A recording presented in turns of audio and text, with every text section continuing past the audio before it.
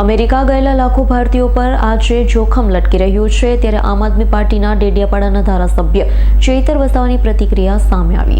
અત્યંત ગંભીર મુદ્દા પર પોતાની વાત રજૂ કરતા જણાવ્યું હતું, ગુજરાત સહિત સમગ્ર દેશમાંથી લાખો લોકો પોતાના સપનાઓ સાકાર કરવા માટે અમેરિકા જાય છે. 75 લાખથી 1 કરોડનો ખર્ચ કરી, દેવા કરી, જમીનો વેચી તથા વ્યાજે પૈસા લઈ પણ કેટલાક લોકો કામ ધંધા માટે, રોજગાર મેળવવા માટે, સ્થાયી થવા માટે અમેરિકા જતા હોય છે. પરંતુ હાલ બીજી વખત રાષ્ટ્રપતિ બનેલા ડોનાલ્ડ ટ્રમ્પે ડિપોર્ટેશનની કામગીરી શરૂ કરી છે. પહેલી ખેપમાં 104 જેટલા ભારતીયોને અમેરિકાના લશ્કરી પ્લેનમાં બેસાડી અમૃતસર લાવવામાં આવ્યા. તેમાંથી 37 ગુજરાતી હતા, જેમની સઘન પૂછપરછ કરવામાં આવી છે. આવી રીતે વસવાટ કરવા ગયેલા ભારતીયો પર આજે એક જોખમી તલવાર લટકી છે, જેમાં 2 લાખથી વધુ ગુજરાતી અને સૌથી 17 લાખ લોકો સમગ્ર દેશના હાલ 65 થી 70 લાખ ભારતીય લોકો અમેરિકામાં વસવાટ કરે છે. આપણે સાંભળતા આવ્યા છીએ કે ભારત દેશના વડાપ્રધાન નરેન્દ્ર મોદીનો સમગ્ર વિશ્વમાં ડંકો વાગે છે. અમેરિકા સાથેના સંબંધ અને ટ્રમ્પ સાથેની મિત્રતાની વાતો આપણે સાંભળીએ છીએ, ત્યારે કેન્દ્ર સરકારને અમારી વિનંતી છે કે જે પણ ભારતીયો પર ચિંતાના વાદળ ઘેરાયા છે, તેમના માટે અમેરિકાની સરકાર સાથે મળી વાટાઘાટા કરી આ મુદ્દા પર કોઈ યોગ્ય નિરાકરણ લાવે તેવી અમારી માંગણી છે.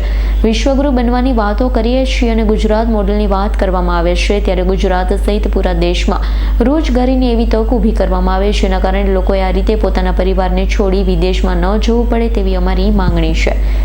ગુજરાત સહિત દેશમાંથી લાખો લોકો પોતાના સપનાઓ સાકાર કરવા માટે અમેરિકા ગયા છે. 75 થી 1 કરોડનો ખર્ચો કરીને, દેવા કરીને, જમીનો વેચીને, વ્યાજે પૈસા લઈને કેટલાક લોકો ત્યાં રોજગાર, કામ ધંધા અર્થે જઈને સ્થાયી થયા છે.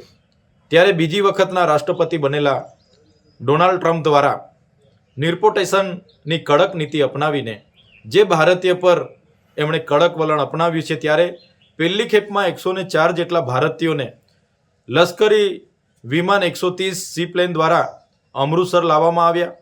એમાંથી 37 તો ગુજરાતી હતા, જેમની સઘન પૂછપરછ કરવામાં આવી. ત્યારે આવી રીતે જે પણ લોકો ત્યાં વસવાટ કર્યો છે, ત્યાં ગયેલા છે, એમના પર આજે જોખમની તલવાર લટકી છે, જેમાં 2 લાખથી પણ વધુ લોકો ગુજરાતીઓ છે, 16 થી 17 લાખ લોકો દેશના છે અને પૂરા દેશમાંથી આજે 65 થી 70 લાખ લોકો ત્યાં વસવાટ કરે છે. ત્યારે આપણા વડાપ્રધાનશ્રીનો વિશ્વમાં ડંકો વાગે છે એવું આપણે સમાચારોના માધ્યમથી સાંભળીએ છીએ. અમેરિકા સાથેના સંબંધોની વાતો સાંભળીએ છીએ, ટ્રમ્પ સાથેની મિત્રતાની વાતો સાંભળીએ છીએ.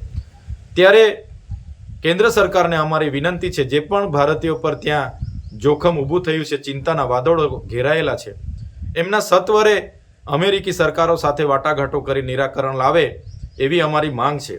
સાથે આપણે વિશ્વગુરુ બનવાની વાતો કરીએ છીએ, ગુજરાત મોડલની વાતો કરીએ છીએ, ત્યારે ગુજરાત સહિત પૂરા દેશમાં એવી રોજગારીની તકો ઊભી કરવામાં આવે, જેથી કરીને આવા કોઈ પણ વ્યક્તિ પોતાના પરિવાર સાથે વિખૂટા પડીને વિદેશ ન જાય અને આવી જોખમની નીતિ ન અપનાવે. એટલા માટે આપણા રાજ્ય સહિત દેશમાં જ રોજગારી ઊભી કરવામાં આવે એવી અમારી લાગણી અને માંગણી છે. દીપક જગતાપનો રિપોર્ટ, S9 ન્યૂઝ, રાજપીપળા. અમારી તમામ માહિતીથી અપડેટ રહેવા માટે જોડાયેલા રહો S9 ન્યૂઝ સાથે.